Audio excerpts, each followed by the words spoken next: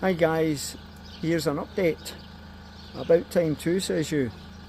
Okay, first thing is a friend of mine asked a couple of questions from my last video, so I'll answer these first. First one is, what's the signage like for the Caminos de la Plata? Any good app, or any app, will certainly not get you lost. It's fully covered, Gronze, Buen Camino, etc. So the route's fully covered. With regards to physical signs, the signage in the north tends to be pillars maybe half a metre, 3/4 metre in height.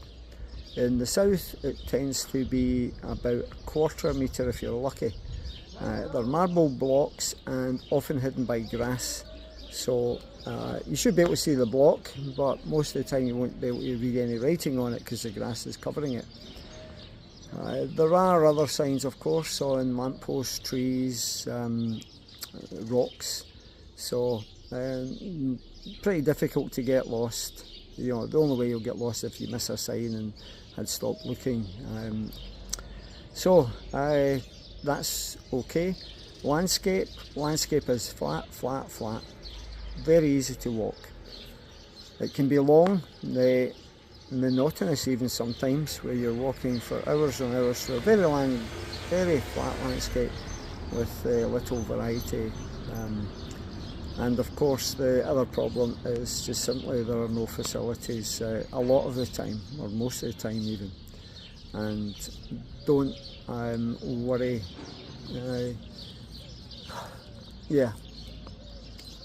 just take what you need each day. You know, make sure you go to a shop beforehand, take some goodies and plenty of water, and you should be okay.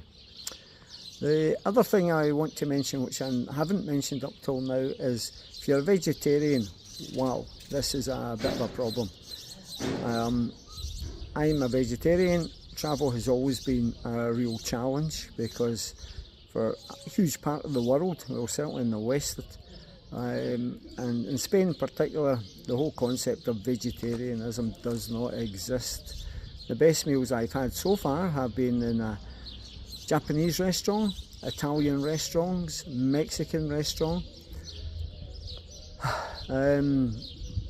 Yeah, it's been a bit of a struggle. I am sick to the teeth of pizza, so sometimes I've got to resort to snacks and just cheese sandwiches. A few times I've asked for things like simple egg and chips, and I just get a frown and a shake of the shoulders. However, once or twice people have made me something, and I had a communal meal one night which was excellent for a vegetarian, but another night they just gave me a huge slab of tortilla, cold tortilla, which was immensely unsatisfying. Anyway, so if you're a vegetarian, bear that in mind. Food could be a bit of a problem. Right, one of the main topics that I have to bring up is the fact I have effectively finished the Via de la Plata. The Via de la Plata runs from Seville up to Astorga.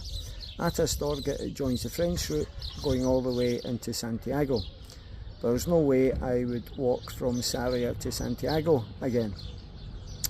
The majority of the people that walk the Via de la Plata stop 90 odd kilometres south of Astorga, a place called Granja, and there's another Camino called the Camino Sanabres, which runs in a north-westerly direction up to Santiago. That's nearly 400 kilometres, so I've already walked about 600, and we've got 400 to go walking Camino Sanabres. So my videos from now on will be labelled Camino Sanabres and not Camino de la Plata, because I've already ticked that one off. But the days, well, this is a succession walk, so the days will continue. I can't remember what I'm on now, day 24, something like that. So anyway, if anyone has any more questions. The other thing I want to mention, I did say the south is flat, flat, flat. well, it changes remarkably once you hit grandeur. I can see in the distance the hills of I think it's called the Southern Central, just bordering Galicia. So you start having mountains, you start having hills to climb. There have been no hills basically for the last 600 kilometres. But there are some hills that look, of a reasonable challenge, 1,000 metres. So we'll see where that takes us. But the landscape is changing, definitely, and it's looked a wee bit more varied even today. So if you get any more questions, feel free to post them or ask, and I shall give my response. But so far so good. I am staying quite a lot in private rooms or even hotels. I know, shame on me. Every other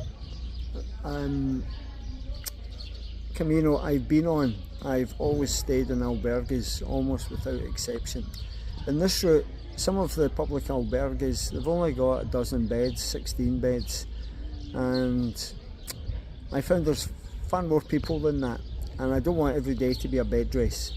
So I have been sharing with an Irish guy that I've met, and often what we're paying is not much more than some of the albergues, although the municipal albergues are incredibly cheap. I think I paid €6 last night.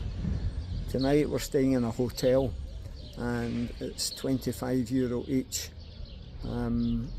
which is expensive for the Camino, but in reality it's still incredibly cheap.